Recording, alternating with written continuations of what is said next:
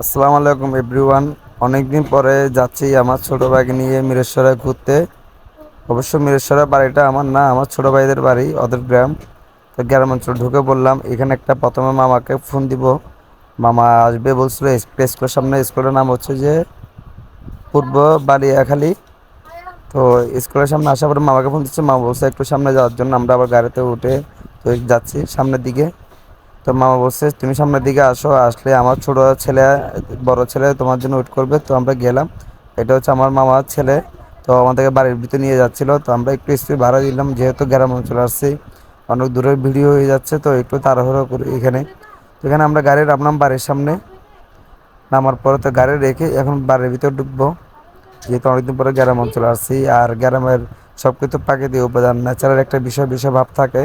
এখানে আসার পরে দেখতেছি আমার বড় মামি আছে। এটা আমাদের চট্টগ্রাম মামি থাকতো আগে, এখন গ্রামে চলে গেছে। এটা আমার ছোট বোন হয়। তো ওই বড় মামির মা ছিল এখানে। প্রথমে ওনার সাথে সালাম করলাম, মামাকে সালাম করলাম, মামিকে সালাম করলাম। মামি অনেক দুষ্টামি করতেছে, বল কি সালাম করতেছে বকশিসের জন্য। তো আমাদের বকশিস লাগবে না। মামির সাথে অনেক ফাজলামি করার পর আমরা চলে আসলাম, আবার গাড়ি রওনা দিলাম। এখন যাবো আমার ছোট ভাইয়ের বাড়িতে। আমার ছোট ভাইয়ের বাড়িটা হচ্ছে যে এখানে, এই বাড়িটা হচ্ছে আমার ছোট ভাইয়ের বাড়ি। এটা হচ্ছে আমার ছোট ভাইয়ের দুলা ভাই, এটা আমার ছোট ভাই, আর ওটাও ছোট ভাইয়ের খালতো ভাই হয়। তো আমরা এখন যাবো গোসল করার জন্য পুষ্করিণীতে। অনেক বছর পর আসছি গ্রামে, তো একটু পুষ্করিণীতে গোসল না করলে কি হয়। তো গোসল করতে যাওয়ার পথে তো এই গেট থেকে বের হবো, তার মধ্যে আমার গাড়ি নষ্ট হয়ে গেল। তো গাড়িটা দুনো ভাই অনেক কষ্ট করে গাড়িটা স্টার্ট করলাম। স্টার্ট করে এখন আমরা যাবো পুষ্করিণীতে। তো পুষ্করিণীতে গিয়ে এখানে দেখতেছি যেহেতু মানুষ তেমন নাই, তো আমার গাড়িটা একসাথে ধুয়ে ফেলি। ছোটো ভাই বললো গাড়িটা ভাই ধুয়ে দিই, শ্যাম্পু চারটে নিয়ে আসি। তো শ্যাম্পু চারটে আনে আমার গাড়িটা ঘষে করতে আসে। ঘষে করতে করতে করতে করতে আমার গাড়িটা এক পর্যায়ে গাড়িটা ধুয়ে ফেললো। অনেক ছোটো ভাই অনেক কষ্ট করলো। আমার ছোটো ভাইটা আমার খুব ক্লোজ, একটা আপন ভাইয়ের থেকে বেশি আমার আপন না, এমনি খুব আপন থেকে বেশি আমার মনে হয়। আমার ছোটো ভাইটা না থাকলে আমার থেকে কোনো কিছু ভালো লাগে না।